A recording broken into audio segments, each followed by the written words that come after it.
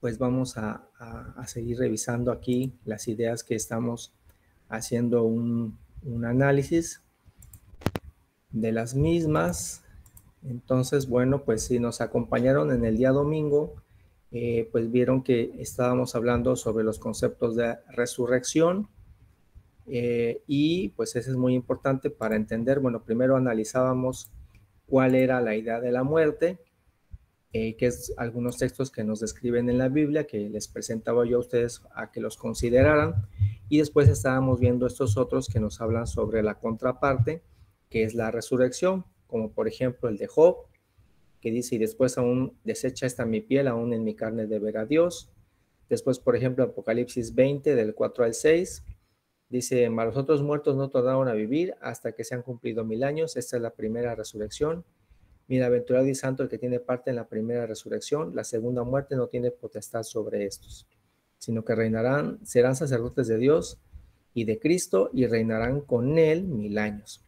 O por ejemplo en Juan 5, del 28 al 29, no os maravilléis de esto, porque vendrá ahora cuando todos los que están en los sepulcros oirán su voz, y los que hicieron bien saldrán a resurrección de vida, y los que hicieron mal a resurrección de condenación.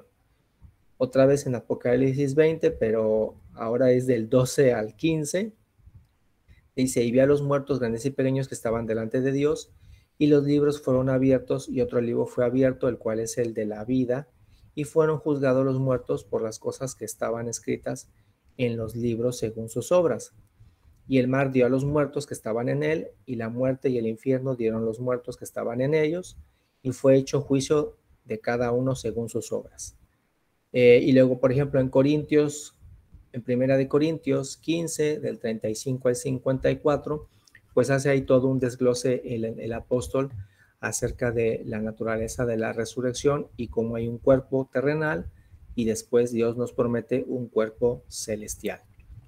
Entonces, por ejemplo, aquí volví a poner yo así como quien dice un resumen, y puse aquí, por ejemplo, Dios nos va a dar un nuevo cuerpo y un aliento de vida nuevo, y por eso podremos resucitar.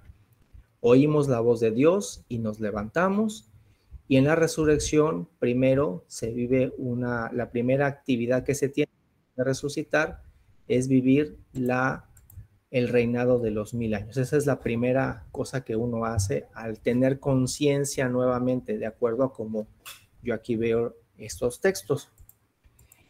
Y bueno, aquí está el texto donde el apóstol Pablo nos describe la característica de los cuerpos terrenales y la característica, de los cuerpos espirituales. Entonces, vamos a continuar. También vimos esta imagen para mostrarles que, bueno, aquí mismo en el planeta Tierra, nuestro Padre Celestial nos muestra una gran diversidad de formas de vida, de cuerpos, diría yo también de carnes, ¿no? Son muy diferentes todos estos seres vivientes, y pues yo lo pongo para pues ejemplificar que a nuestro Padre Celestial no le falta la capacidad de darnos pues un cuerpo nuevo. Entonces, pues aquí resumía yo así que, bueno, primero, como dice el apóstol Pablo, hay un cuerpo terrenal con el aliento de vida de Dios, y fue nuestra primera forma de existir, y la promesa que hace nuestro Señor Jesucristo es que tendremos nuevamente ahora un cuerpo celestial, del cual pues realmente muy poco sabemos, solamente sabemos que es un cuerpo que pues ya no está sometido a las mismas limitantes que tendría el cuerpo terrenal. Es un cuerpo totalmente pues fortalecido, revitalizado en todos los aspectos, no tiene ninguna semejanza con el cuerpo terrenal, pero también contiene los mismos elementos, que sería el aliento de vida, y cuando se juntan, nuevamente somos un alma viviente, pero ahora es un alma resucitada. Esa es la idea que estoy manejando, mis hermanos, es la tesis. Ahora, este texto, mis hermanos, de Lucas 16, del 19 al 31, me parece, mis hermanos, que es el que se utiliza como para explicar la idea de que cuando nosotros morimos, nuestras almas, acuérdense que he manejado la hipótesis de que nuestra alma al morir, como ya no tenemos cuerpo y como el hálito de vida de Dios regresa a Dios, entonces nuestra alma desaparece. Esa es la tesis que yo les estoy manejando ahorita. Es decir, el alma no se va a ningún lado, simplemente desaparece, se desconecta, se desactiva, no existe, no está. Eso no quiere decir, al menos en mi opinión, obviamente si ustedes tienen una opinión contraria es bienvenida, eso no quiere decir que el alma se pierda. O sea, yo no sé por qué se tiene esa idea de decir, bueno, es que a fuerzas debo pensar que el alma se pone en algún lado, porque si me dices que desaparece, como que siento que se pierde, pero yo aquí lo que veo es que no se pierde, simplemente se desactiva, porque debe de tener esos elementos que comentamos antes, deben existir, que es el hálito de vida de Dios y un cuerpo. Ahora, aquí en Lucas, Jesucristo hace una narración, la narración del mendigo, ¿no? Llamado Lázaro, se le asigna un nombre, y del hombre rico. Y en esta narración yo encuentro que muchos dentro del cristianismo utilizan esta idea para decir, no, es que aquí Jesucristo está diciendo que cuando nosotros morimos, sí pasa algo, ¿sí? Y si se dan cuenta, pues vamos a también ahora a contraanalizar esta otra idea, ¿no? Porque aquí nos dice que había un hombre rico, ¿no? El cual se la pasaba en los banquetes, y había un hombre que pues tenía muy pocos recursos y lamentablemente pues vivía en condiciones muy precarias, ¿no? No se nos habla más de pues de su integridad de ellos. Se da por entendido, porque Jesucristo dice que después de que ellos mueren, pues precisamente dice, aconteció que cuando muere el mendigo, es llevado por los ángeles al seno de Abraham, ¿sí? Y murió también el rico y fue sepultado. Entonces vean cómo aquí, en esta parte de la narrativa, Jesucristo creo yo que sí podría darnos como que una sugerencia de decir, entonces cuando yo muero, los ángeles vienen por mí y me llevan a algún lado, ¿sí? Pareciera que así es lo que está diciendo Jesús. Dice, y entonces en el infierno, acuérdense que la palabra infierno, pues aquí se está refiriendo al sepulcro. Dice, alzó sus ojos, está hablando del hombre rico, ¿no? Estando en tormentos. Fíjense cómo aquí, en esta narrativa en particular, Jesucristo está hablando que en el sepulcro, este hombre rico está siendo atormentado. Quiere decir que si está siendo atormentado, este hombre rico está consciente. Porque si estás dormido no te pueden atormentar, o cierto, ¿no? O sea, si estás dormido y no sientes nada, pues no sientes nada, pero aquí se entiende que el hombre está consciente, ¿no?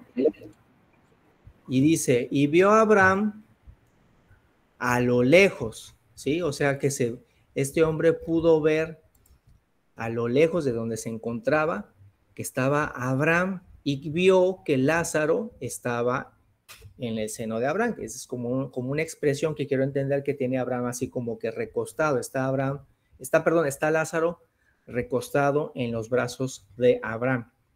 Entonces este hombre rico le dice, Padre Abraham, le grita, ¿no? Ten misericordia de mí y envía a Lázaro que moje la punta del dedo en agua y refresque, porque soy atormentado en esta llama. O sea, hace aquí la expresión de que este hombre está siendo atormentado en un fuego, ¿no? Está él, su alma, ¿no? Porque damos por entendido que el alma de este hombre está consciente en el sepulcro, atormentado con un fuego, y el alma del mendigo está en el seno de Abraham.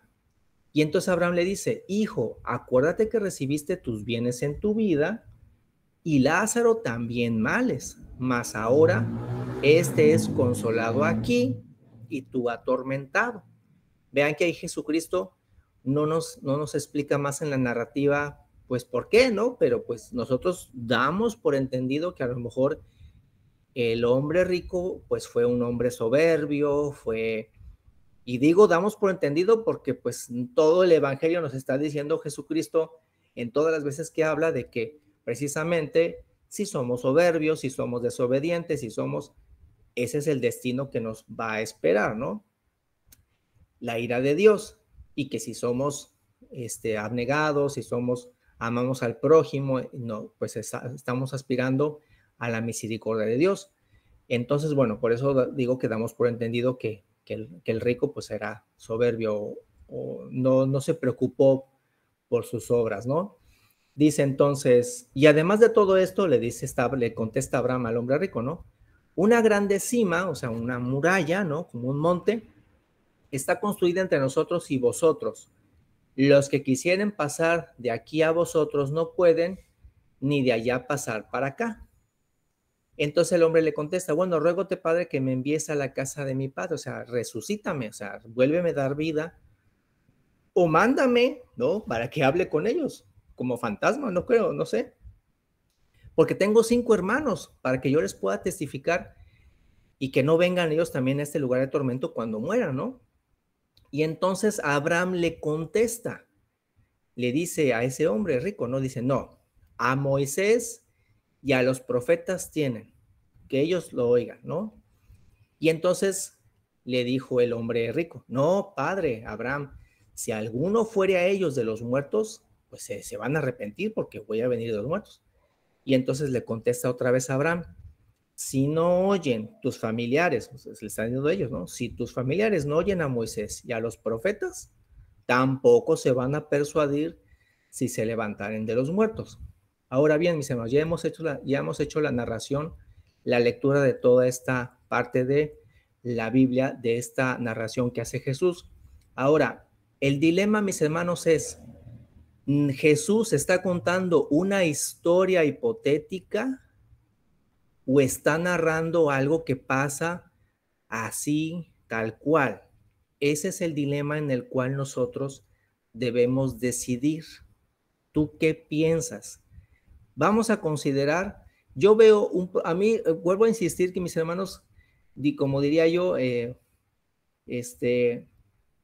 cada vez que hago un análisis de este tipo, no lo hago con la intención de decir, es que a mí me cae gorda esta teoría. No, no es que me caiga gorda, simplemente que intento ver cuáles son las ideas o conceptos que tienen más coherencia tomando en cuenta todos los demás textos de la Biblia.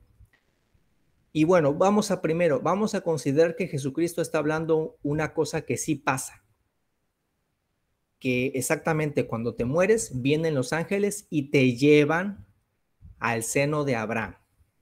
Vamos a pensar que Jesucristo está hablando de algo que pasa.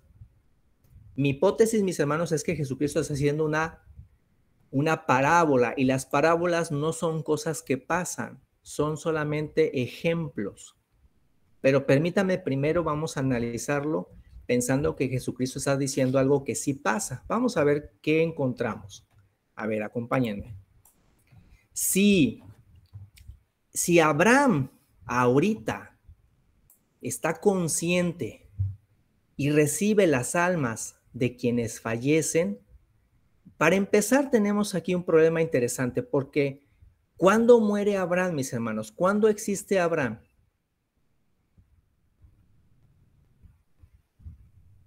En la cronología de los hombres importantes de la Biblia, ¿hasta cuándo aparece Abraham? ¿Abraham está desde el paraíso? No, ¿verdad? No. O sea que Abraham conoció a Adán. No. ¿Conoció a Caín y Abel? No. ¿Conoció a Noé? No. Entonces, mi primera pregunta es, para quienes piensan que esta narración es una narración de lo que pasa, mi primera pregunta es, todos los que murieron antes de que existiera Abraham, sus almas, ¿a dónde están? Si tú me estás diciendo que cuando tú mueres, los ángeles te llevan a donde está Abraham, explícame entonces, antes de que Abraham existiera, entonces ¿a dónde los estaban mandando? Ahí creo que tienes un problema para explicarme. Porque entonces, por ejemplo, hombres santos, vamos a pensar en quiénes son hombres santos. Abel fue muerto de manera injusta. ¿Dónde está su alma? Si Abraham todavía no existía, ¿dónde lo pusieron? Otro hombre santo, Noé, también murió. Matusalén también murió. ¿Dónde están? ¿Dónde los están poniendo? Me tienes que explicar. Porque tú estás diciendo que si yo me muero, viene un ángel y me lleva al seno de Abraham. Bueno, pero Abraham no existía todavía. Y luego, aquí dice en Génesis 25, de 7 al 8, ¿qué dice ahí? ¿Cómo murió Abraham? Dice, y exhaló el espíritu. Vean cómo tiene coherencia cuando en otras partes de la Biblia dice que uno exhala el hálito de vida de Dios. Eso es lo que exhalas. Y murió Abraham en buena vejez, anciano, lleno de días, y fue unido a su pueblo. Entonces, la expresión unido a su pueblo, ¿qué significa?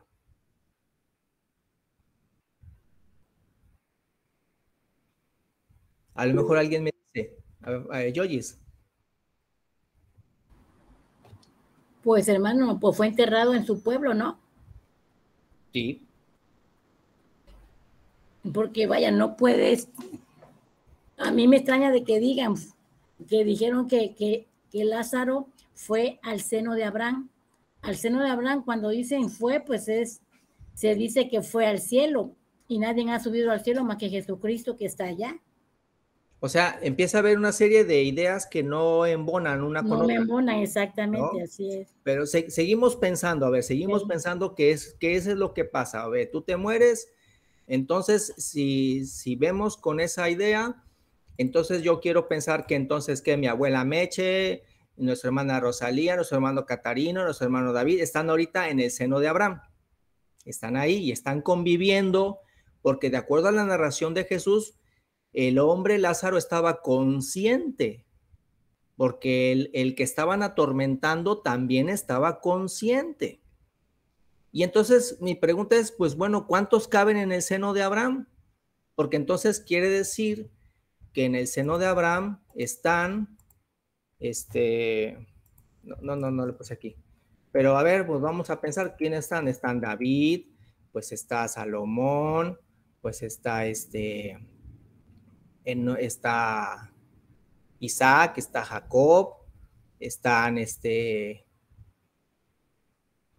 pero por ejemplo, pues ahí cuando estaba Jesucristo hablando eso, pues todavía eventualmente que también los apóstoles se van a ir allá, también están ahí con el seno de, o sea, siento que hay una situación que no me encaja. Y sobre todo pensando en que, bueno, y antes de que muriera Abraham, ¿a dónde los ponen? ¿A dónde los estaban poniendo? La expresión, como bien dice nuestro hermano Jaime, ¿qué es el seno de Abraham?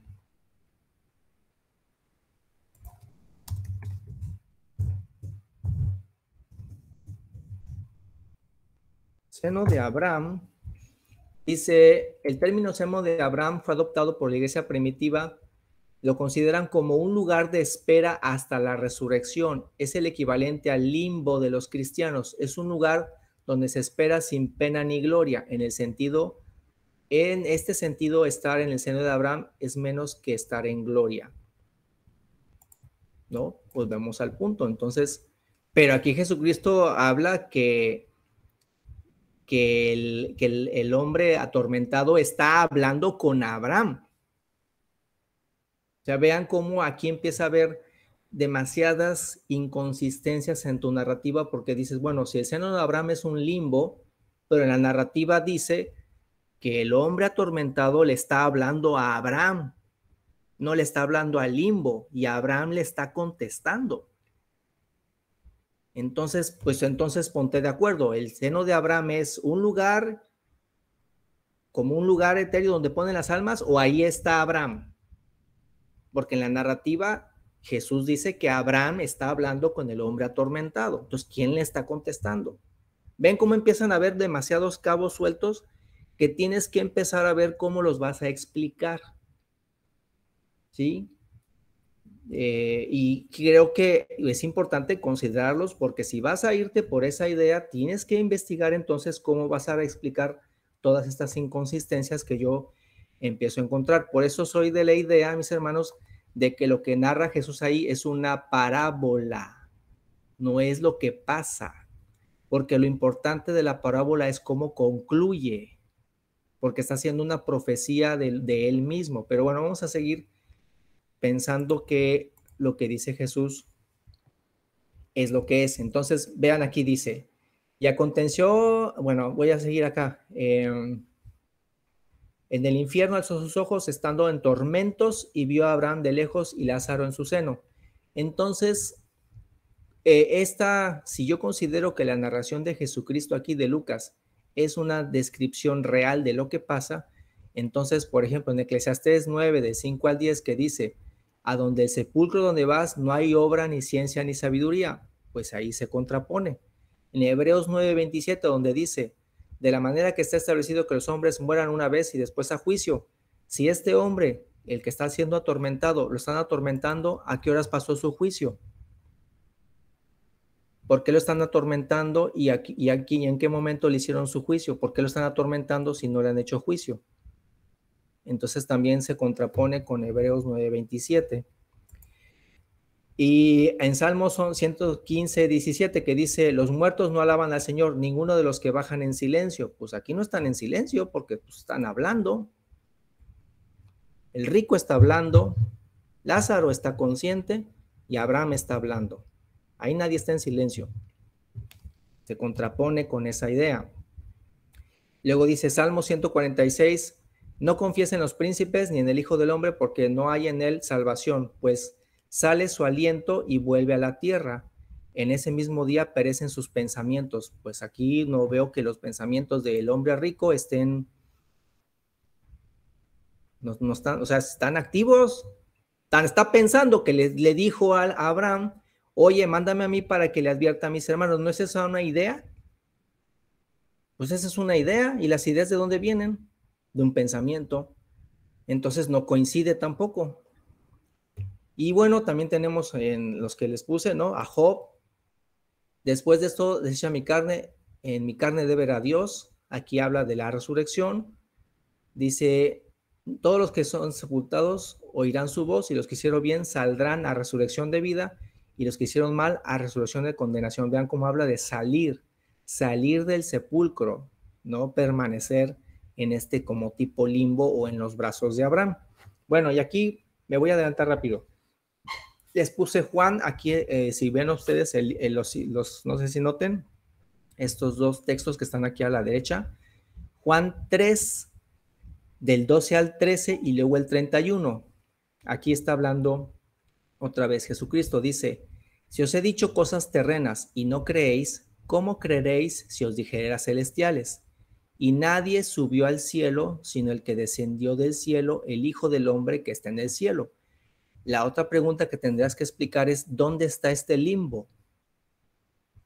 Si tú consideras que la narrativa de Lucas es una narrativa real, ¿dónde está el limbo? ¿Dónde está el seno de Abraham? Tienes que explicarlo dónde está, porque entonces no es el cielo, porque Jesucristo dice que nadie ha subido al cielo, sino él que descendió del cielo. Entonces tienes un problema de explicar dónde está. Y dice en el 31, el que de arriba viene sobre todos es. El único que ha venido de arriba es él. Entonces aquí yo veo también que no encuentro una idea de que nuestras almas puedan tener una preexistencia en algún otro lugar antes de estar en la tierra, porque aquí Jesucristo pues veo que aclara que el único que ha venido de otro lugar es él. El que es de la tierra es terreno. Nosotros hemos comenzado nuestro existir en la tierra y él es el que nos viene a hablar de las cosas celestiales. Entonces tenemos estas preguntas que siento que tienen esta inconsistencia. Por ejemplo, todo el mundo desde Abel, Enoc, Noé, Isaac, Jacob, todos los profetas, los hombres y mujeres santos de Israel, David, Salomón, Moisés, Aarón, Esther, Josué y un montón. Y los apóstoles, todo aquel que es santo está en el seno de Abraham. Entonces todos ellos están ahorita en ese limbo. Todos están ahí conscientes, todos están pensando, todos están esperando, ¿no? Dice, o en el contrario, dice, y todo el mundo, desde Caín, los hombres que pecaron en el diluvio, los enemigos del pueblo hebreo, los asesinos y los rateros, y toda persona que hizo el mal está en tormento ahorita, como el hombre rico. Esa es la pregunta.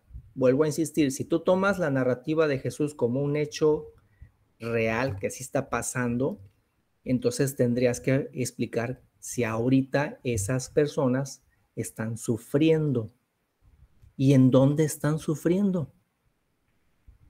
¿Dónde es ese lugar de tormento? No sé si empiezan a ver que hay demasiadas inconsistencias que al menos yo no encuentro o no he leído más textos que te los puedan explicar y se contradicen con los textos que les mencioné al principio. Otro, si las almas se las lleva Dios, ¿a dónde se las lleva? ¿Cómo pueden tener conciencia sin el hálito de vida de Dios? Porque el hálito de vida regresó a Dios. Así lo dijeron todos los textos. El hálito de vida regresó a Dios. Entonces, si el hálito de vida lo tiene Dios, ¿cómo es posible que tu alma tenga conciencia? ¿Cómo es posible que tu alma tenga vida?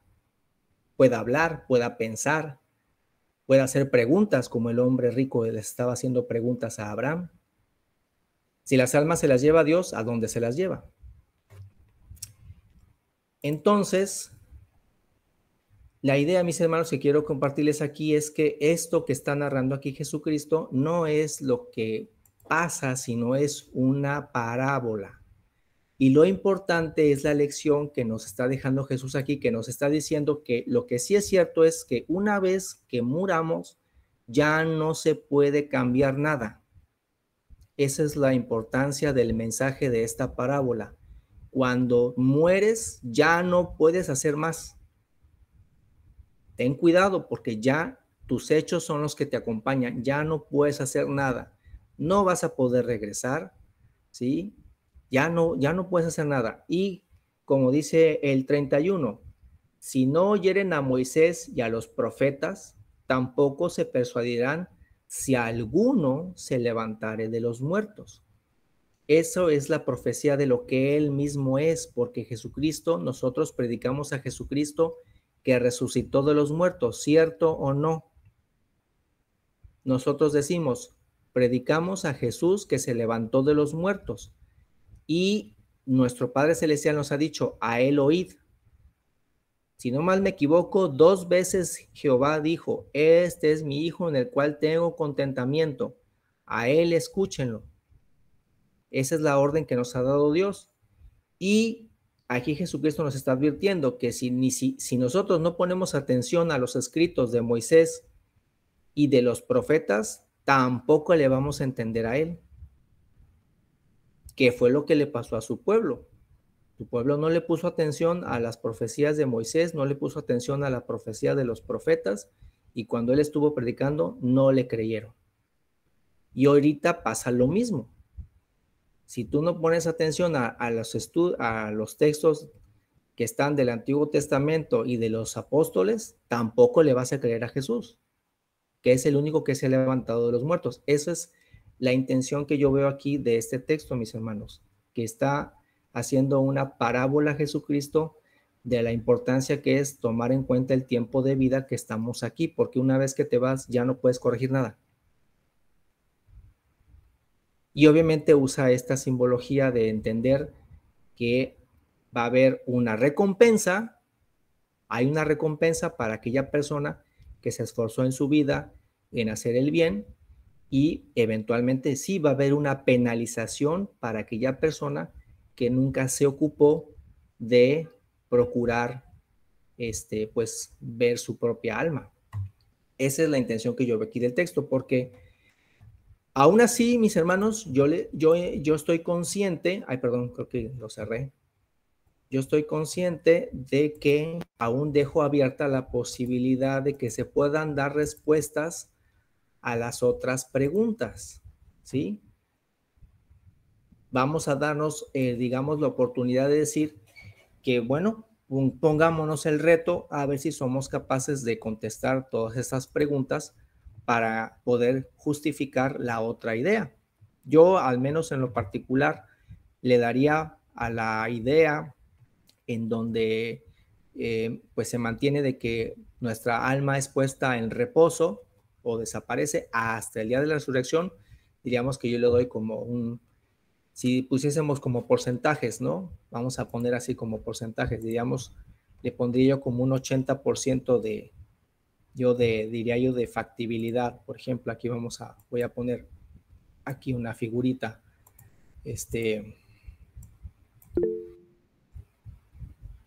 Alguien me pide la palabra. Adelante, Fabio Yoyes. A ver, hermano, pues es que la mera verdad como que estoy media confusa. Sí. Pues el texto ya ve que de Lucas dice 16:25 que Lázaro pues subió al seno de Abraham. Ahora, bueno, si en el tiempo de aquellos, en la pregunta dices tú que los de arriba, todo lo que son santos, subieron al seno de Abraham, entonces no sé si se puede, cuando uno fallece, ya ves, cuando nosotros pasamos listas, cuando hablan de los hermanos que ya fallecieron, todos Sí. decimos, duermen en el Señor, Sí. ¿no? Sí. Y en ese tiempo, pues, se dirían ellos, duermen en el seno de Abraham. O sea, para mí, o sea, todos dormimos cuando fallecemos y ahí se queda todo, o sea, ya no hay más nada de nada, o sea, no pienso yo que ya no sabemos si nos atormentamos, si subimos, si con quién vamos, quién nos recata, si los ángeles nos llevan, o sea, como dices tú, ya el que muere va a saber lo que le va a pasar si es que le pasa algo, porque el vivo, pues mientras va a seguir viviendo y no va a saber nada de lo que va a padecer el muerto. Pero yo digo, todos los que mueren, dormimos en el Señor y ahí quedamos hasta el día de su venida, el día de su juicio, que vaya a pasar. Bueno, esa es mi opinión que yo tengo de lo que tú estás explicando ahorita. Sí, sí. En el tiempo de Abraham, a lo mejor, en vez de decir, duerme en el Señor, pues decía, se van en el seno de Abraham, o sea, todo su pueblo que cuando estuvieron con Abraham, nosotros somos ahorita pues de Cristo, ¿no? Y decimos, duermen en el Señor, o sea, no sé si estoy bien o estoy mal. No, sí, coincido contigo, Joyce. Mira, aquí para resumir, no sé si puedan ver ahí que puse en la diapositiva 2 barritas, una barrita azul y una barrita verde. Entonces, el ejercicio que yo les invito a hacer, mis hermanos, es, al final de cuentas, recuerden que, pues, como dije al principio del estudio, estamos aquí haciendo un análisis, una discusión, un estudio, ¿verdad? De ideas que indudablemente son complejas, de ideas que por supuesto, pues ahora sí que nos ocupan, ¿verdad? Y obviamente yo, como dije al principio del estudio, yo no intento decirles así como que, esta es la verdad de las cosas y las cosas pasan así, porque creo yo que ni yo, mis hermanos, ni ninguna persona tiene la última palabra en este tema, porque todos nos vamos a dar cuenta qué pasa hasta el día que nuestro Señor Dios nos haga ir a descansar. Hasta ese día nos vamos a dar cuenta qué es lo que realmente pasa. Pero estamos haciendo un ejercicio de análisis con los textos que están disponibles en la Biblia. Entonces, yo en lo particular así lo pondría. La idea de que el alma no va a ningún lado, sino que cuando nuestro Padre Celestial nos hace descansar, su hálito de vida regresa a Él, el cuerpo se descompone y yo aquí propongo esta hipótesis, ¿no? El alma no va a ningún lado, simplemente queda desactivada, como ustedes le quieran poner, desactivada, desaparece, está dormida, hasta el día de la resurrección, tanto para buenos y para malos. Ahorita nadie ni sufre, ni goza, ni tiene tristezas, ni se da cuenta si nos suben el precio, ni si nos suben el IVA, si nos dio COVID. No, yo digo, bueno, nuestros hermanos que ya no se encuentran, pues ya no conocieron esta cosa tan fea que se llamó el COVID, ¿no? Ya no supieron nada de esto. Y tal vez nosotros cuando nos vayamos a dormir, también no nos vamos a enterar de nada.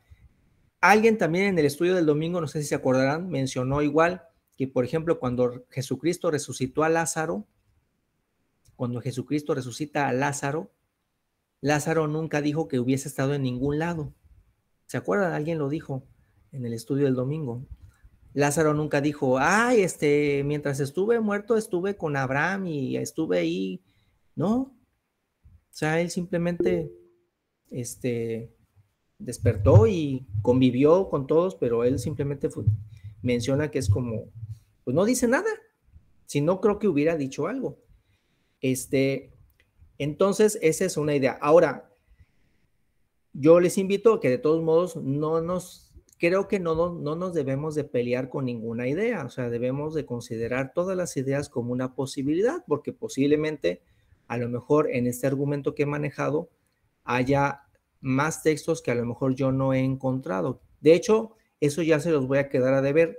Hay otro texto que creo que sí es el más, tal vez el más interesante en considerar si a lo mejor el alma sí está en algún lado, pero ese ya no lo voy a tratar ahorita, eso lo trataré la siguiente vez que me toque la guardia, y es uno que está en Apocalipsis, ¿sí? Pero también hay que analizarlo porque vuelve a la misma pregunta. Ahí en el Apocalipsis, ¿qué nos está narrando? ¿Nos está narrando algo que es tal cual como lo está diciendo, o también es una idea simbólica? Porque esa es la situación en estas partes de la Biblia, que tienes que decidir qué estás leyendo. Dices, creo que aquí me están diciendo las cosas tal cual, o es un símbolo, o es una metáfora, o es una parábola, ¿no? Porque creo que coincidimos todos que todas las veces que Jesús dice una parábola, está diciendo como un ejemplo, ¿sí? Para que nosotros lo podamos entender. Y vean, por eso le puse aquí la idea de que el alma se va. Ay, bueno, ahí me equivoqué, esperen. Ahorita te doy la palabra, Vero, espérame. Que el alma